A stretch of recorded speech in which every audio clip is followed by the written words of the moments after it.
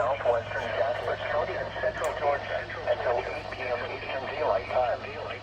At 7:11 p.m. Eastern Daylight Time, a severe thunderstorm was located over Bernard, or 9 miles southeast of Jackson, moving west at 10 miles per hour.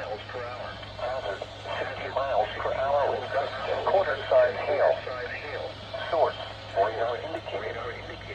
Impact, hail damage to vehicles is expected. Expect wind damage to roofs, siding, and trees. Locations impacted include Jackson, Flavilla, McElhaney's Crossroads, Indian Springs State Park, and Blount. For your protection, move to an interior room on the lowest floor of a building.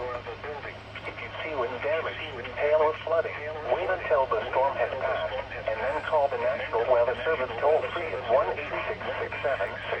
1-866-7-634-4664 to report at NWS Atlanta.